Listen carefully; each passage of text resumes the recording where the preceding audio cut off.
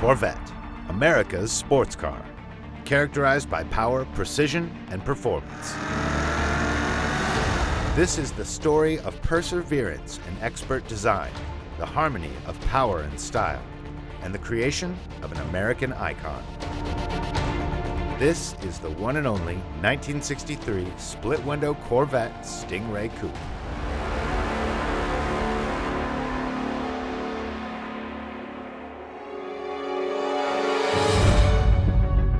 By the 1950s, GM was enjoying tremendous success with a number of their models and decided to take a risk. The first generation Corvette was intended to be a showpiece at the 1953 Motorama, but generated enough buzz throughout the industry to provoke the GM executives to fast-track the car into production.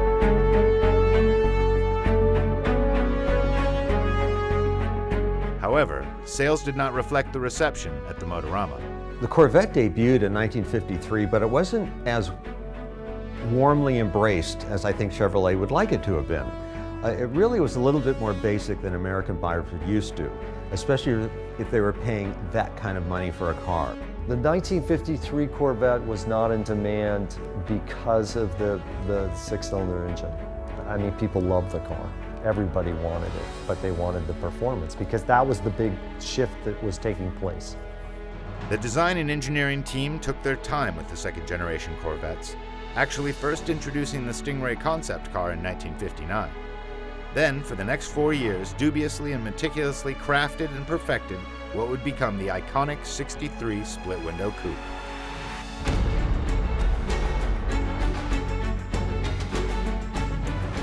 Between 1953 and 1963, there was a big shift in American design and international design. And cars went from being voluptuous and full-figured to being fleet and linear and very aggressive looking. And the Corvette was no exception. 1963 was also the first year that a Corvette was offered in a coupe version. Up until then, it was always an open roadster with the availability of a removable hardtop. But here in 1963, you could get a Corvette that was a roadster with or without a removable hardtop, or a coupe, a fastback coupe. Generational changes of Corvette are always fascinating, and now, of course, we're in the 7th generation. But when you had the split window, which was a 1 year, in 62 it wasn't there, 63 it had it, and it was gone after that. And people actually sought them out in the years following, and then, you know, they of course regretted it later on because the split window makes the car so individualistic. It's highly sought after today.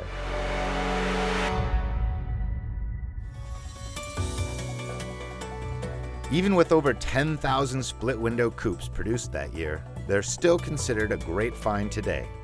Possibly because the car has become emblematic of a generation where style was king, even at the expense of safety. Because the split-window Corvette only lasted for 1 year, those vehicles are more valued to people because they're more unusual. You don't see a split-window car all the time, hardly ever. And so people go to auto shows and they take pictures of the 63s, they brag to their friends that they saw one. Some were to say, like Zorro, for example, he didn't like the fact that you couldn't see unobstructed out the rearview mirror. I believe the final say fell to Harley because of the design of the 56 Golden Rocket concept car, which literally, the 63, if you look at them side by side, it was almost practically lifted off. It's like the 53 cockpit of the original Corvette coming from the muse of the LeSabre with that incredible sweeping panoramic windshield. That's what this, the 63, the split was to the car. It was so original. It was such a one-of-a-kind design. This particular split-window coupe has a 327 V8 with 300 horsepower, making it one of 8,033. This car has become a milestone in the industry, believed to be the most significant model in Corvette history. It was the picture of automotive distinction, aggressive, beautiful, and visionary. What set Corvette apart from the other manufacturers who were also considering making two-seater cars during the mid-1950s was the fact that they had a corporate willingness to see the project through. They almost dropped it after 1955, but decided to stick with it one more year, and I think every American car enthusiast is very glad that they opted to do that. And Corvette has really been the only proper American sports car on the market since that time.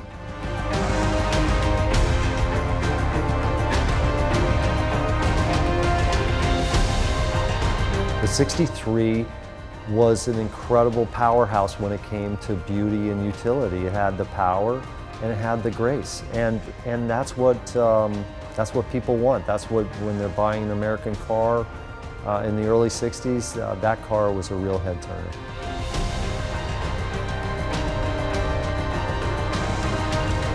Few cars can match the impact the 63 had on car culture in the middle century. It redefined the rules, raised the standards, and paved the way for innovators to follow their passions and get their creations out on the road.